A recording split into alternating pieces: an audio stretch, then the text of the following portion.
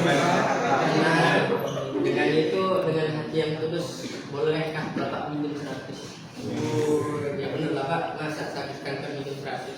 Loh, mungkin untuk kebanyakan orang kanker itu penyakit yang mematikan dan sangat sedikit kemungkinan untuk bisa sembuh dari kanker. Tapi menurut Bapak penyakit kanker itu penyakit yang mematikan. Kenapa Pak penyakit yang mematikan? Kalau orang sudah kena penyakit kanker itu bisa timbul rasa ingin mencuri, merampok. Kok bisa Pak? Kanker sendiri, nah apa sih kata kanker? Kantong kering, alias nggak punya duit. Orang nggak punya duit, alamat mencuri. Tapi itu untuk apa? Untuk siapa itu? Untuk orang-orang yang tidak memiliki rasa syukur. Karena sebagian orang itu perspektifnya punya nikmat, punya berkah, dikasih nikmat itu merupakan banyak duit, prestasi tinggi, sukses. Itu yang mereka pikir orang yang sukses dan penuh nikmat. Namun tidak sedikit, hanya sedikit orang yang menyadari bahwa nikmat itu tidak selalu datang dari finansial. Sehat, nikmat. Napas tanpa oksigen nikmat. Mulutmu nggak di-mute sama yang kuasa nikmat. Kamu nggak dimatiin lampunya nikmat. Jadi jangan mikir, aduh tidak punya duit, Allah tidak ngasih nikmat, tidak ngasih rahmat. Bukan, jangan begitu. Walaupun kau anggap seluruh dunia tidak menyayangimu, ingat Allah menyayangimu dari mulai lahir sampai akhir hayat. Ya, nanti izin terus Pak. Oh, silakan. Baiklah, langsung saja kita masuk ke materinya. Yang mana pelajaran hari ini apa? Ada yang tahu kita hari ini mau belajar apa? Kita hari ini akan belajar tentang akidah akhlak. Namun kita fokus pada adab terhadap membaca Al-Quran dan berdoa.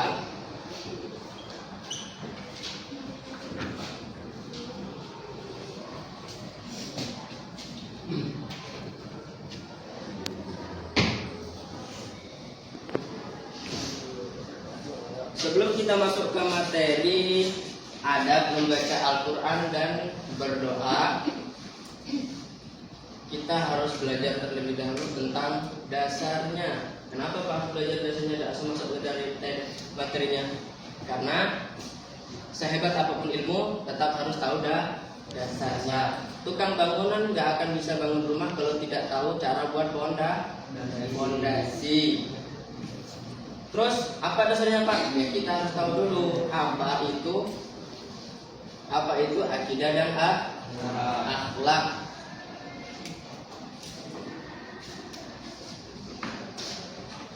Akidah sendiri, dari akidah dulu. Apa sih artinya akidah? Nafian, apa akidah?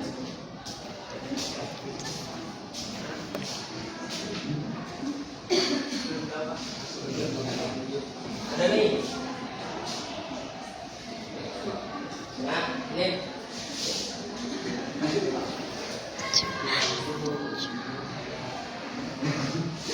Ayo, saya sendiri Pak. Ketika itu. Ya, ayo apa? Akidah. Ya, akidah itu. Nah. Siapa? Apa akidah?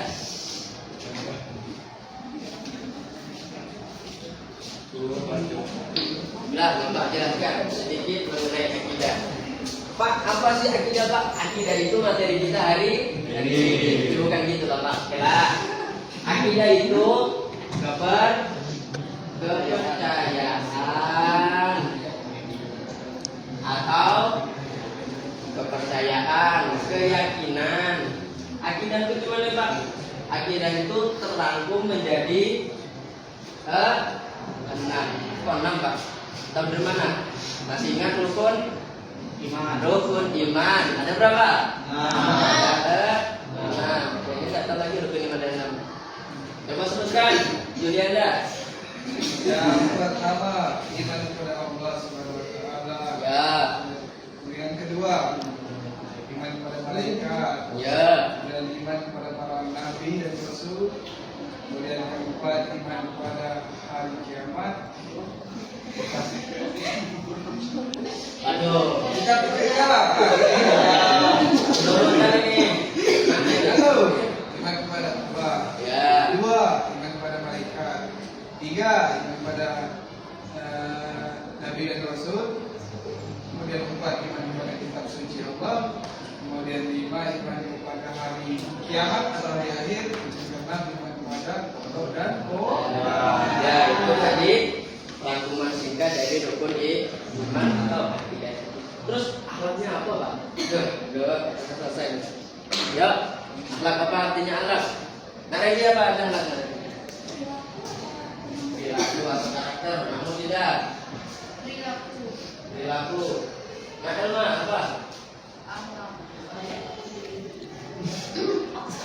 Ya. Kata dia. Perilaku atau perbuatan. Perilaku. Apa ini apa? Perbuatan. Ya. Akhlak itu merupakan perilaku, perbuatan, tata krama, tindak tanduk. Itu semua terangkum dalam akhlak. Itu tadi fondasi awal atau langkah dasar dari akidah. Terus Pak, kita masuk materi apa Pak? Oke. Dulu. Materi kita hari ini itu ada membaca Al-Quran dan berdoa. Itu materi kita hari ini.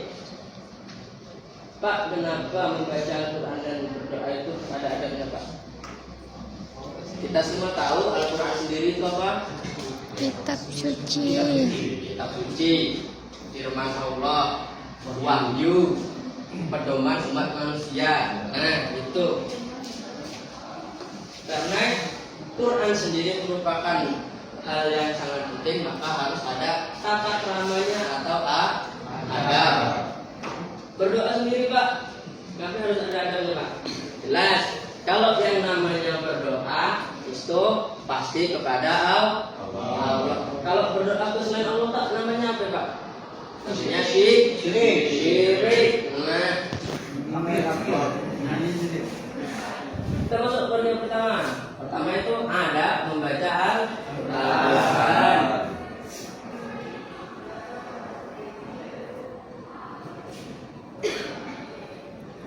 Al-Quran.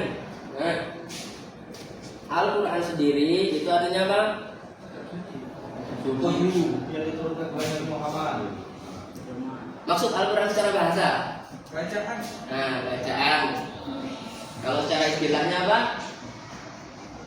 Wahyu yang diturunkan. Wahyu yang diturunkan kepada Nabi Muhammad melalui malaikat Jibril. Nah, itu Al-Quran. Terus Pak,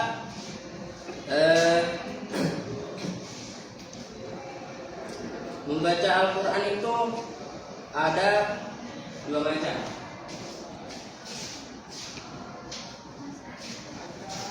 Pertama dengan tilawatil lafzihi.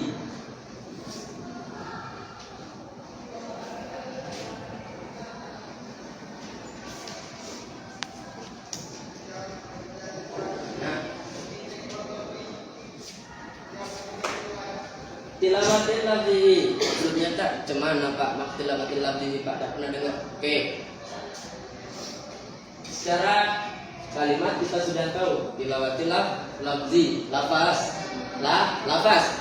Jadi membaca Al-Quran itu ikuti lafaz saja. Kalau dia lupa, baca lafaz. Tilawatil lafzihi seperti adanya sendiri tilawatil lafaz. Tilawatil membaca lafaz sesuai lafaz. Maksudnya cuma apa? Ya berarti baca Al-Qurannya ikuti lafaz saja tanpa mengenal tajwidnya. Terus gimana Pak? Versi Quran tidak kenal tajwid Pak? Emang boleh? Boleh, asalkan yang panjang yang dibaca panjang, yang pendek juga dibaca pendek. Karena apa? Dan hurufnya juga harus benar. Karena satu titik berubah dalam Al-Quran sudah berubah arti. Karena contohnya seperti apa Pak? Rohim dengan rojim. Hanya tambah apa? Tambah satu titik, tapi beda arti. Rohim yang maha penyayang. Kalau rojim yang terputus, no, jauh. Terus Pak, kemana orang tidak tahu hukum tapi kok tahu panjang pendek? Karena walaupun orang tidak tahu hukum biasanya dikasih tahu kalau harukannya berdiri, kipan, dan tuh, cuma dia tidak tahu namanya hukum apa. Itu yang dinamakan tilawatil lafzi. Lalu satu Pak, tilawatil hukmi.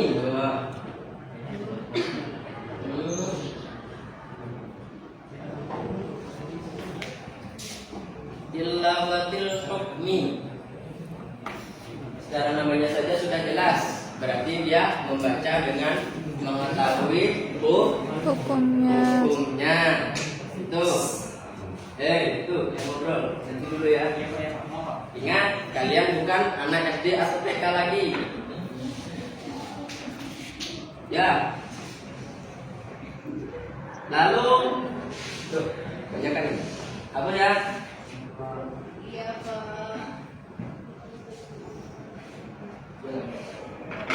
Lalu kewajiban umat Islam terhadap Al-Quran. Memang umat Islam ada kewajibannya Pak.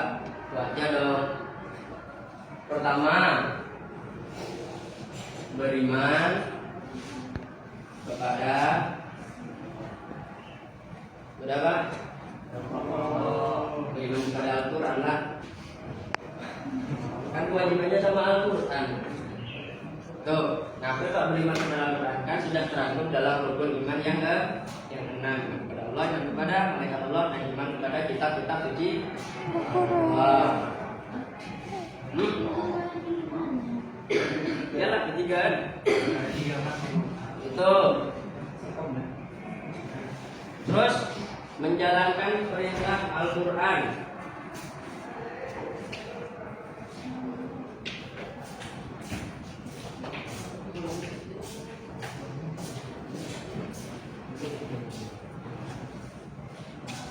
Mengapa harus menjalankan perintah Al-Quran? Karena landasan hukum umat Islam itu ada 4. Landasan hukum pokoknya ada di Al-Quran. Lalu ada di hadis, ada di ijma dan qiyas. Sudah jelas. Lalu apa lagi Pak? Oke. Keutamaan membaca Al-Quran dan mempelajarinya.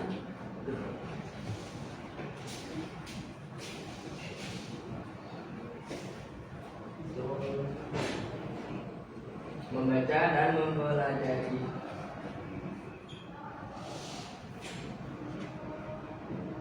Mempelajari apa?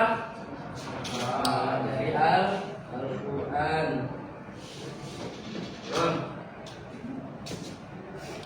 Keutamaan dalam mempelajari Al-Quran itu ada 4 yang disebutkan di materi. Memang keutamanya ada berapa? Ada banyak, hanya salah satunya ada 4. Kalau salah satu ada 4 Pak, yang nggak tahu. Yang pertama, termasuk insan yang terbaik.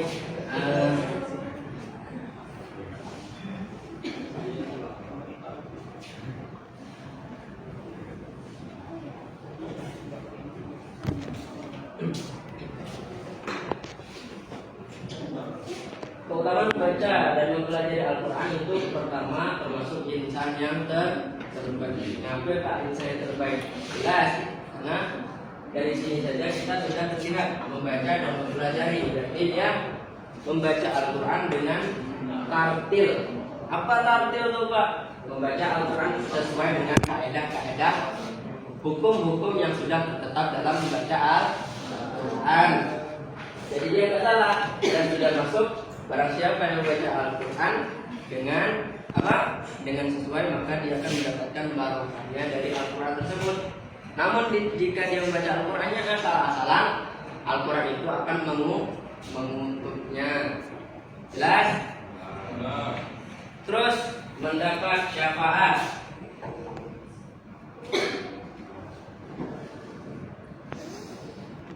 Mendapat syafaat. Mendapat syafaat pada apa? Pada hari kiamat. Namanya syafaat biasanya itu ada di hari kiamat.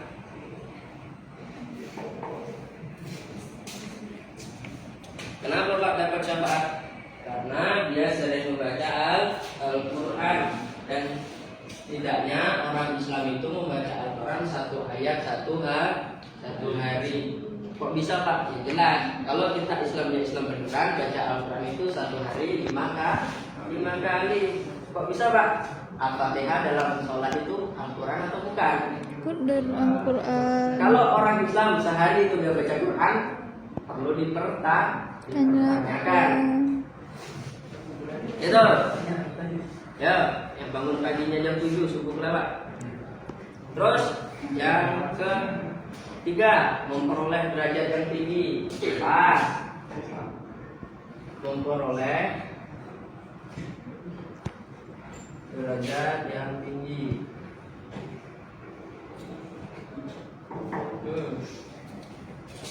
Membaca Al-Quran itu memperoleh derajat yang tinggi. Apakah harus jadi orang sukses, jadi presiden, jadi pejabat, dari DPR? Enggak. Tinggi rendahnya derajat seseorang dihitung bagaimana dia bertakwa kepada Allah. Ibumu itu bukan DPR, bukan presiden, juga bukan wali kota. Tapi apakah derajat ibumu rendah? Tidak. Walaupun ibumu hanya seorang ibu rumah tangga, derajatnya lebih tinggi daripada ayah. Gitu. Jadi ingat, mengukur tinggi rendahnya derajat bukan dari kesuksesan ataupun pangkatnya. Terus yang keempat apa Pak? Yang keempat melembutkan hati.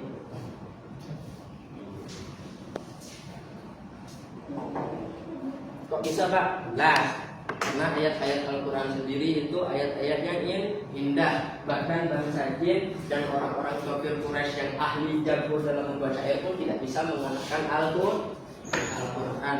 Setiap kali sahabat Abu Bakar membaca surat tentang apa?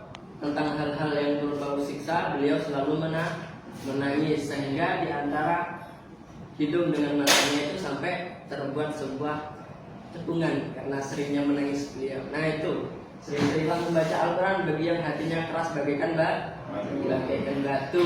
Kalau yang silaturahmi minta maaf sama maknya pas Idul Fitri dulu, aku gak nangis malah kenyanyisan, bacalah Al-Quran sering-sering. Insya Allah nangis lagi. Itu. Oke. Masuk ke materi inti, yaitu adab membaca Al-Quran. Yang pertama,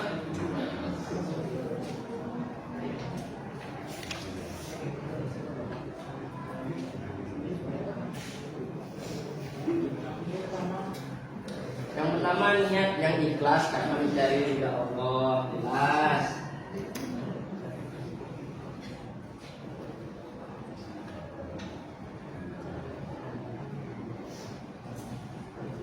Pertama, baca Quran itu harus ikhlas karena Allah.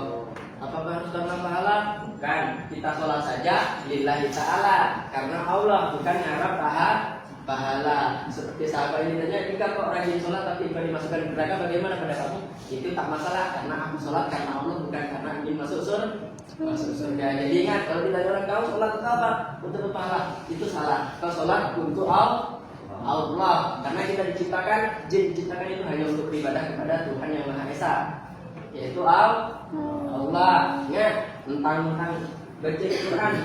Ada calon mertua, suaranya diperdu-perdukan saya. Qiraatil internasional, waduh. Bacalah seperti bagaimana kamu membaca bila tidak ada orang. Apakah itu cuma berlaku untuk baca Quran? Pak, enggak, itu berlaku untuk segala hal. Kau sholat sholatmu agak cepat kayak mobil Ferrari gimana? Nggak apa-apa kalau orang momen kok sholatmu cepat bro. Emang diterima. Syarat sah sholat atau rukun sholat itu nggak ada namanya lambat, adanya tumak nina. Tumak nina itu bagaimana? Satu kali lafal baca subhanallah. Yang penting berhenti sejenak, nggak ada namanya cerita lambat. Beginilah cara sholat dikala ada ataupun tidak ada orang. Itu. Yang kedua, khusyuk. Khusyuk, tenang dan sopan. Masa dia baca Quran sambil lari-larian? Oh nggak apa-apa Pak, baca Quran kan kami hafal. Kalau menghafal beda lagi. Ini posisinya kalau baca Quran ada Qurannya. Sambil tenang, pakaianmu sopan. Nah pakai kolor baca Quran kurang sopan. Sedangkan baca undang-undang saja pakai celana panjang, pakai baju panjang. Masa baca Quran yang firman Allah ke baca kolor ketat. Astagfirullahaladzim. Terus yang ketiga, di tempat yang bersih atau suci. Contohnya di mana Pak? Yang di masjid, di musola, di TPA, di rumah. Yang penting di WC-nya. Itu. Terus yang keempat, membaca doa isti'adzah. Apa Pak doa isti'adzah Pak?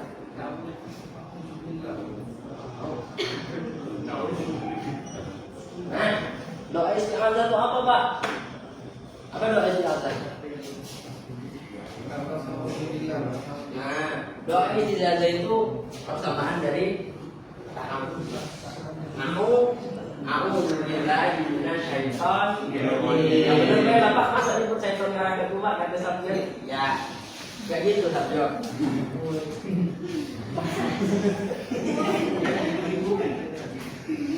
Dan terus yang kelima, membacanya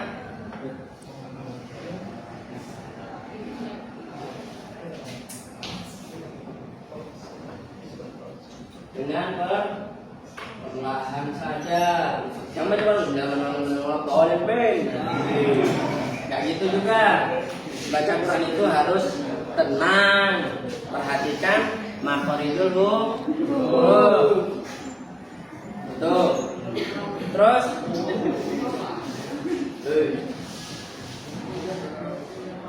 yang keenam, membacalah dengan tartil.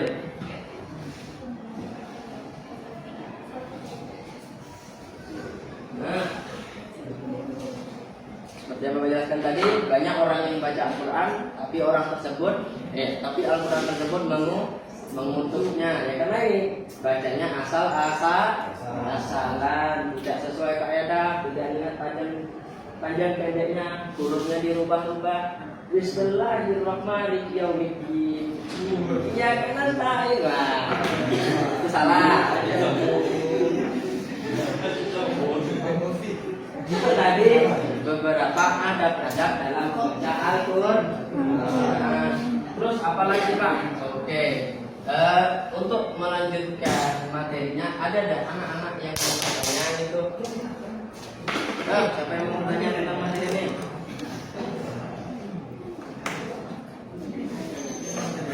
Ya, yang mau bertanya, silakan.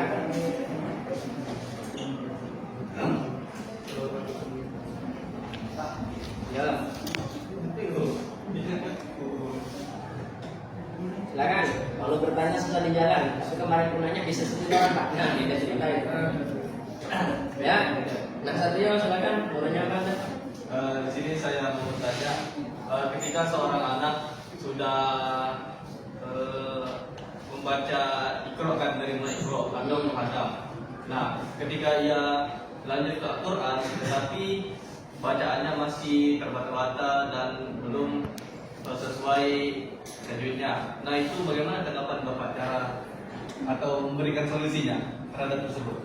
Kalau ada anak baca Iqra, tapi waktu dia baca Quran masih terbata-bata, Ya. mungkin itu lebih ke arah pengajarnya. Kalau dia sudah tahu anak itu masih terbata-bata, kenapa dia luruskan ke Quran? Nah itu, misalnya ngajar anakku susah banget, yang ngaji salah-salah terbata, ngapain dilulusin? Alangkah baiknya dia ulangi lagi di Iqra, asah terus kemampuan. Sebagaimana Ibnu Hajar yang belajar Al-Fatihah selama 20 tahun.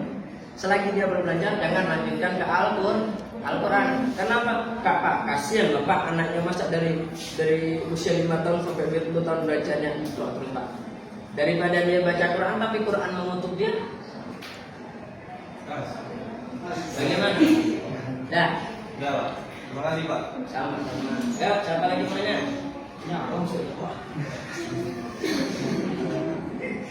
Ya, mana? Oh, ya, baik, Nasional. Menanya apa tadi? Pak. Ya, ini pertanyaan sebelumnya perkenalkan nama saya Sadio. Begini saya tanyakan, biasanya kan saya juga sering tanya-tanya kepada anak tahfiz Pak.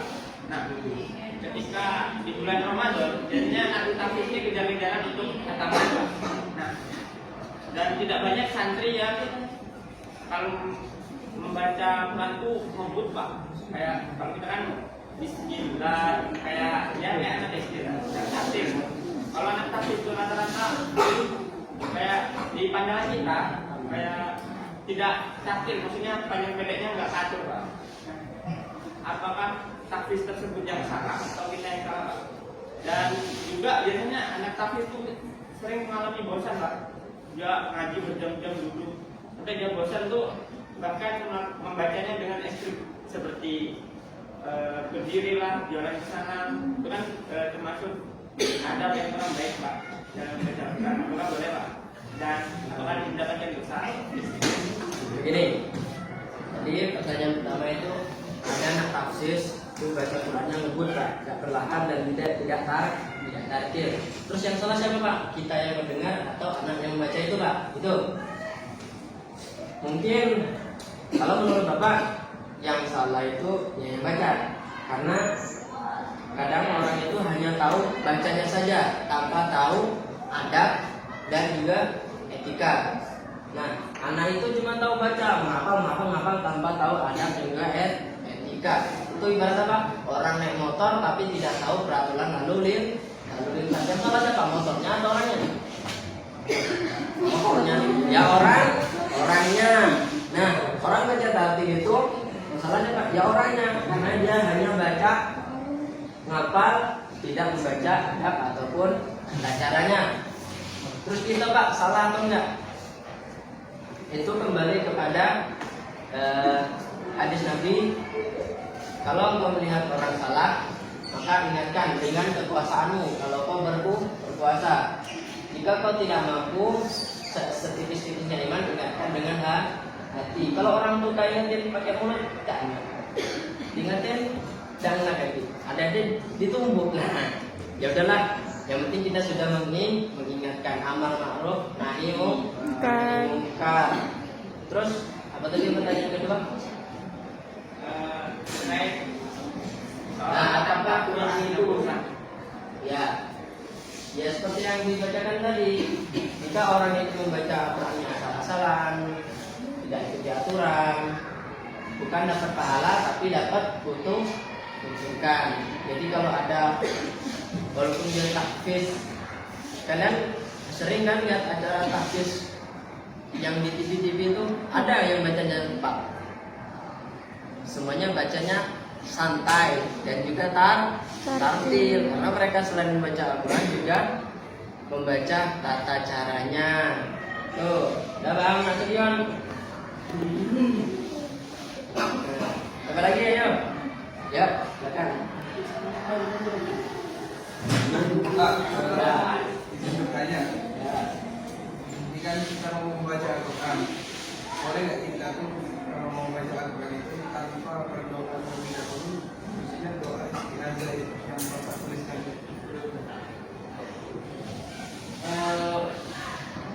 Boleh atau enggaknya itu mungkin tergantung bagaimana cara kita menghormati Al-Quran tersebut. Kan tadi sudah dijelaskan. tata cara membaca Al-Quran itu awalilah dengan ta'awudz, bismillah atau isti'adzah. Nah, kalau kita baca Quran nggak baca a'udzu atau bismillah, itu kan ibarat masuk rumah orang tapi nyelonong beda pakai salam. Nah tuh kembali lagi lah bagaimana kesadaranmu dalam membaca kitab suci. Ya, paham? Baik, kalau paham, Pak, nih lama Pak, mata kami hilang ngantuk. Waktunya ice breaking Pak. Ice breaking. Ya udahlah, ayo semuanya berdiri. Berdiri tetap tenang, jangan berisik. Ingat, kalian bukan siswa SD lagi. Berdiri. Itu, sampai dari hutan.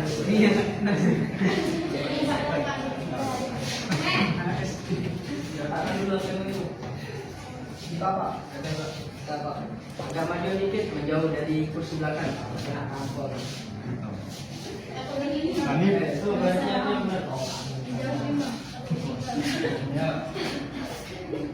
Ada, sampai ada. Ini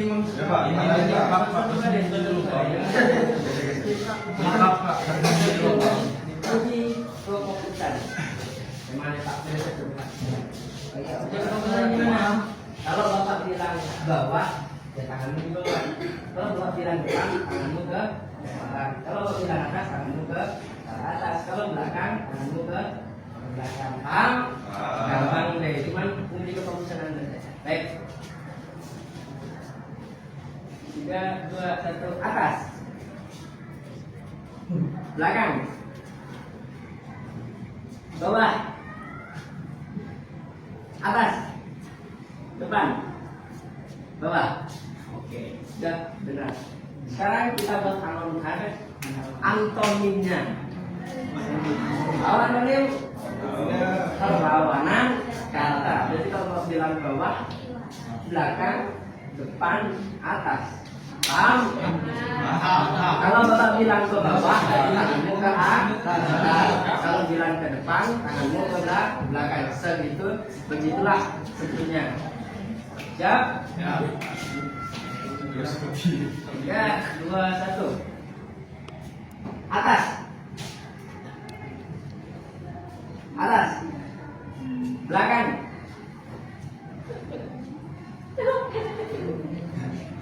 Atas. Bawah. Belakang.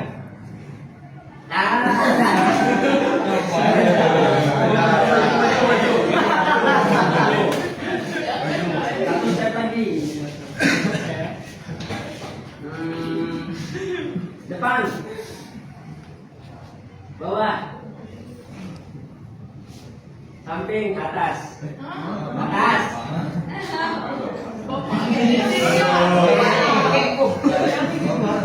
Depan.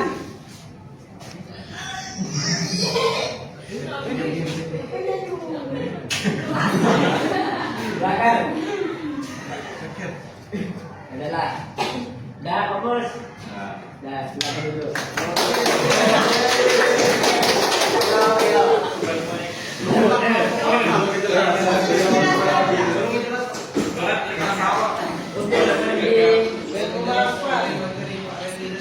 Pak, koreksi baca tadi apa? Punishmentnya apa Pak? Suruh nyanyi enggak? Itu bukan materi kita. Ngaji Pak. Ngaji kampus Pak. Ya udah. Bapak mau tanya aja. Apa 13 juz? Rukun Islam itu ada berapa sih?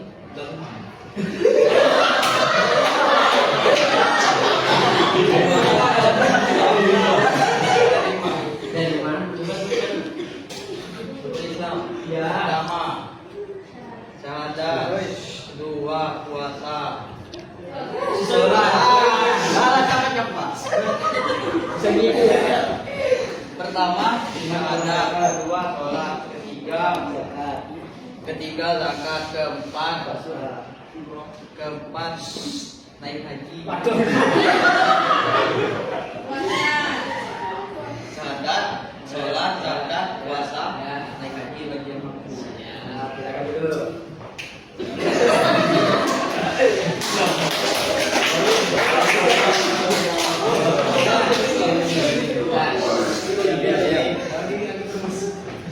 ke materi berikutnya. Apa Pak materi berikutnya Pak? Oke. Betul.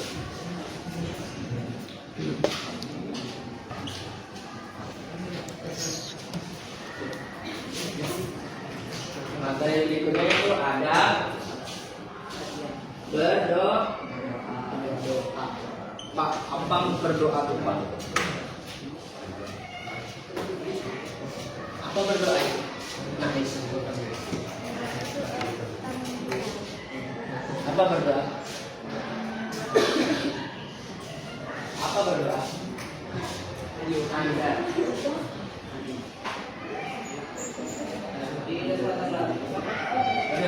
Berdoa ya. Apa berdoa?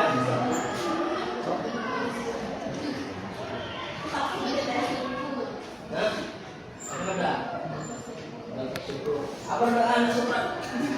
Bersyukur. Apa berdoa? Ya, berdoa itu meminta. Apa mulainya Pak? Doa. Yang namanya doa itu meminta kepada siapa ya? Yang punya kepada Allah.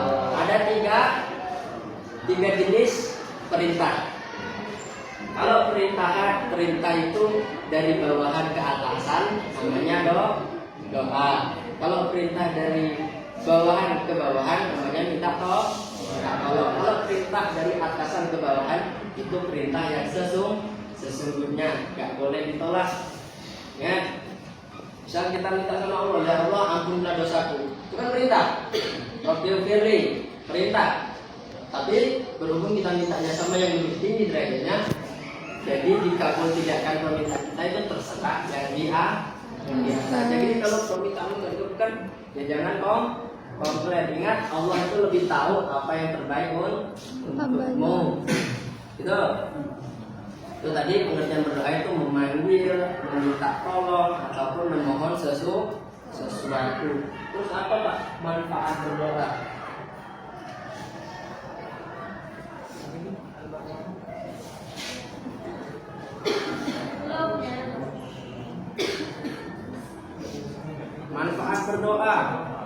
Manfaat berdoa itu ada berapa Pak? Yang disebutkan ada 5. Lainnya kemana Pak? Lainnya Anda rasakan sendiri di kehidupan ini. Kenapa Pak? Karena usaha tanpa doa itu sombong, doa tanpa usaha itu bohong. Ya. Terus apa manfaat yang pertama Pak? Terhindar dari keputusasaan. Terhindar dari keputus.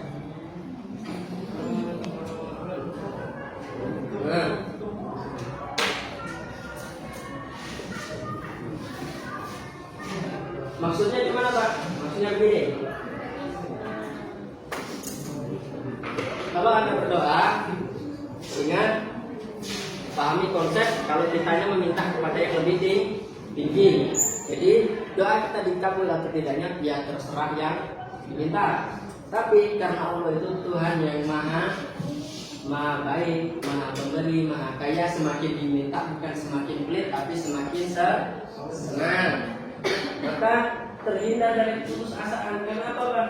Karena kita berdoa itu kepada Allah, memintanya kepada Allah. Kalau mintanya sama orang, lain cerita. Minta yang pertama dikasih, minta yang kedua buka masak, minta yang ketiga diomeli, minta yang keempat dikeruce, minta terus beli ya. Nah, gitu. Terus yang kedua, apa Pak? Yang kedua, yang kedua terhindar dari sifat sombong.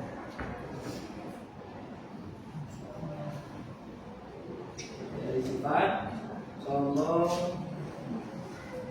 dan takabur. Sombong itu apa Pak? Sombong itu ya seperti yang kita tahu, orang sombong, apa? Memandang rendah orang lain. Takabur apa Pak? Takabur tinggi, wah saya ini lebih kuat dari yang kuat. Wah, padahal Allah sendiri itu di atas daripada yang di atas. Maksudnya gimana Pak? Allah itu di atas daripada yang oke. Orang hebat masih ada orang hebat di atasnya. Tapi di atas yang hebat itu masih ada yang lebih hebat. Siapa? Allah. Allah itu siapa, Pak? Allah itu yang maha hebat, yang maha kuasa, Tuhan kita Allah, Tuhan di Tuhan manusia. Intinya Allah itu wow di atasnya wow. Nah, jadi kalau kita sering doa, jadi kita terhindar dari sombong dan sombong. Kenapa? Mau ngerasa wow, padahal ada Allah yang jauh lebih wow. Kenapa? Konsep langit masih ada langit di atasnya. Itu di atas langit masih ada lah Langit. Nah, itu. Yang ketiga, menjadikan hati tenang dan tentram. Kok bisa, Pak, hati tenang dan tentram? Di saat kamu banyak pikiran, tugas numpuk, duit date. Konsep doa itu bukan cuma minta ya. Konsep doa itu berkeluh kesah, curhat. Nah, karena ada sepertiga malam, bangunlah, curhat ke Allah. Kalau kita curhat ke orang, malah orang menjawab tadi mending. Nah, kalau curhat ke orang jawabnya tadi mending. Tapi kalau curhat ke Allah, curhatlah padaku, akan kuterima dan akan kuberikan solusi. Alamat apa? Hati tenang dan hati jadi tenang. Sujud di sholat tahajud terakhir, nangis lah senangis-nangisnya. Karena apa? Dengan melepaskan nangis, beban pikiran itu terserap ini.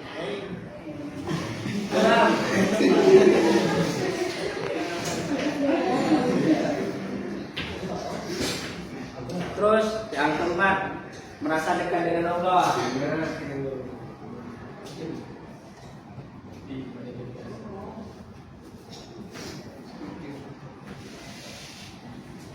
Pak, kok bisa merasa dekat dengan Allah, Pak?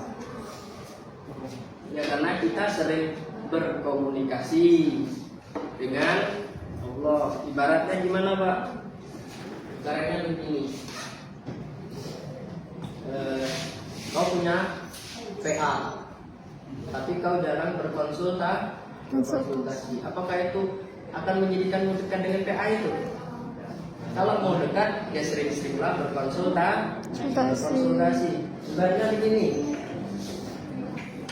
kalau ada orang melihat pesawat yang di atas langit itu kecil, tapi saat orang itu melihat pesawat di bandara itu besar, itu bagaimana maksudnya, Pak? Aku tidak paham. Kayak gini. Berarti itu analoginya begini.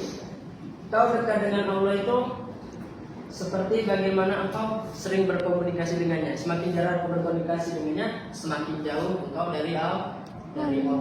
Tapi jika engkau sering berkomunikasi, tiap mau sholat, tiap selesai sholat berdoa, tahajud berdoa, mau keluar rumah berdoa, mau makan berdoa, mau tidur berdoa, Allah akan semakin dekat dengan paham? Terus apa? Manfaat yang terakhir, Allah menyediakan tempat yang mulia di sisinya.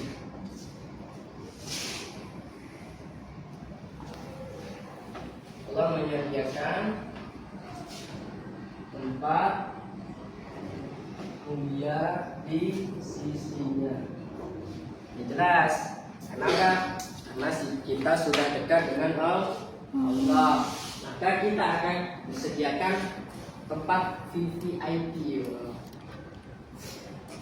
Kita akan disediakan tempat VVIP oleh Allah. Enak nggak, Pak? Jelas enak. Tempat VVIP kok. Terus tata caranya berdoa itu gimana, Pak? Ya, tata caranya berdoa Pak harus ditulis. Tulis, Pak. Sudah ya. Biar waktu. Ya. Jelaskan sedikit tentang tata caranya berdoa. Tata cara berdoa itu yang pertama itu dimulai dengan pujian. Sebagaimana kita minta sama mama,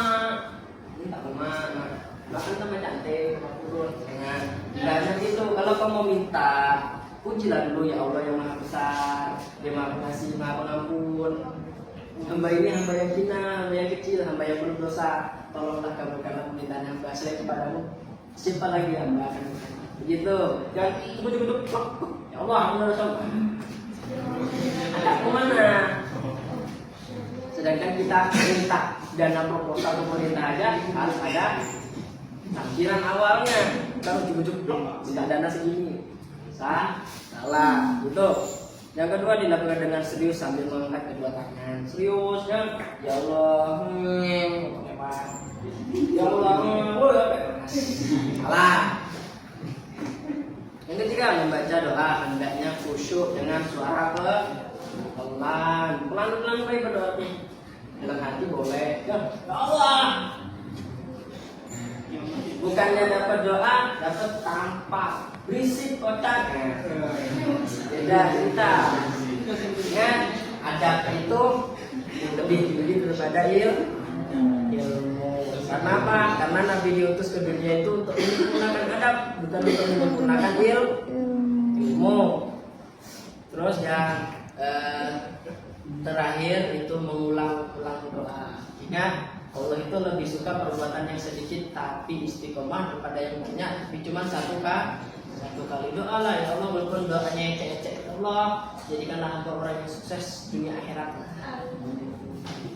Nah, semoga yang di sini yang mendengarkan dari tadi fokus, khusyuk dalam menuntut ilmu. Semoga jadi orang yang sukses dunia wal akhirat. Karena apa, Pak? Sekecil apapun perbuatan pasti ada balasannya. Itu tadi materi tentang akidah akhlak dan fokus pada adab membaca Al-Quran dan doa. Ya, gitu aja. Ada yang mau bertanya, Mas Yan? Sebelum kita tutup. Wah, silakan sambut ya, Izin Kak, perkenalkan nama saya Muhammad Yusuf. Bapak tadi kan menjelaskan tentang dekat kepada Allah itu dengan cara konsultasi ya. Nah, ada orang yang sering konsultasi atau sering sholat berdoa, tetapi doa itu tidak dikabulkan dan orang itu sudah menunggu anggaplah sudah bertahun-tahun. Nah, bagaimana Allah itu menunjukkan atau mengkabulkan dari konsultasi seseorang yang ingin meminta bantuan ketika dia sedang di bawah? Nah, Allah itu bagaimana menunjukkan rasa atau mengkabulkan doa seseorang tersebut? Baik, terima kasih. Baik, terima kasih pertanyaannya Lima. Jadi begini, kita tadi sudah dapat jelaskan bahwa Allah itu lebih tahu apa yang kau inginkan, apa yang terbaik untukmu itu Allah lebih tahu. Mengapa Allah tuh nggak ngambil doa kita, Pak? Mungkin di keturunanmu yang ke-10 ada yang lebih membutuhkan doa. Kadang Allah itu kalau membutuhkan doa itu di saat itu juga, atau 1 tahun sesudahnya, atau saat engkau mati nanti di akhirat, atau untuk turunanmu. Gitu. Ya, jadi kalau kalian berdoa, ya Allah, mau ini, mau itu, terus gak dikabulkan, jangan berkecil hati, karena balik lagi ke konsep sebelumnya, Allah itu lebih tahu apa yang terbaik untukmu. Paham? Nanti ada orang ngomong, katanya sunanmu kayak 7 turunan, kok kau miskin, aku tuh baru ke-8. Gitu. Ya, paham? Ya.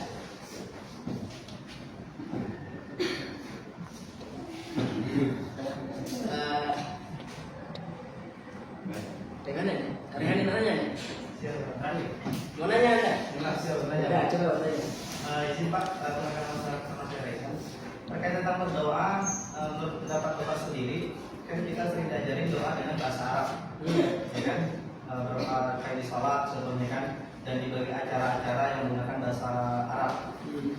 Tetapi di sini konteksnya orang yang berdoa dengan bahasa Arab, mereka nggak mengetahui makna apa yang mereka doa. Tetapi ketika mereka berdoa dengan bahasa Indonesia, mereka lebih paham maknanya. Nah, saya ingin dengar pendapat Bapak terkait berdoa itu bagusnya menggunakan bahasa Arab yang seperti apa, yang konotasi mereka nggak paham bahasanya, apakah mereka lebih baik doa dengan bahasa Indonesia, bahasa pribadi ya, bahasa sehari-hari yang mereka paham dengan apa yang mereka minta. Seperti itu Pak. Terima kasih. Baik.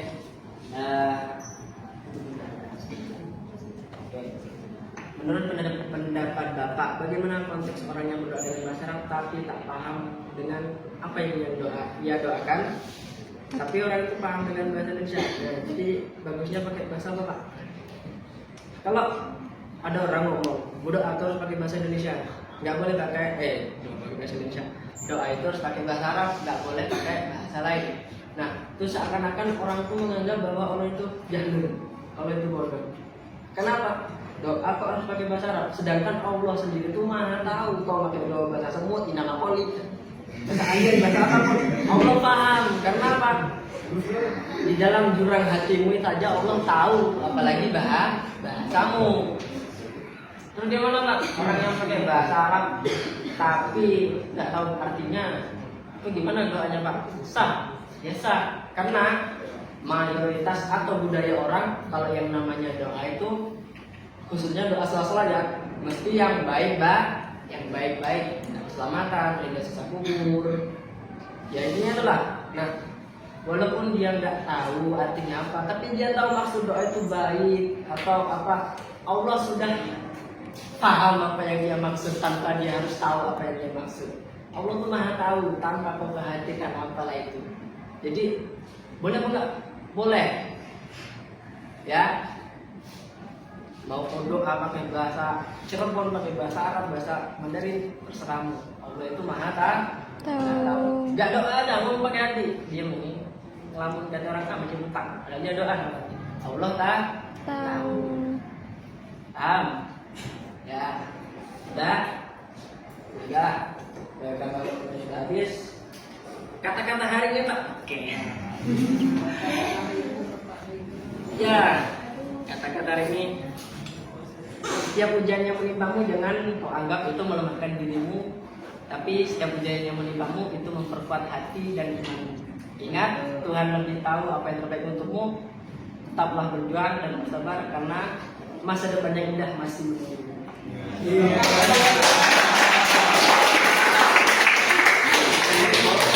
Dan dari Bapak yang intinya minta maaf. Wabillahi taufiq wal hidayah. Wassalamualaikum warahmatullahi wabarakatuh.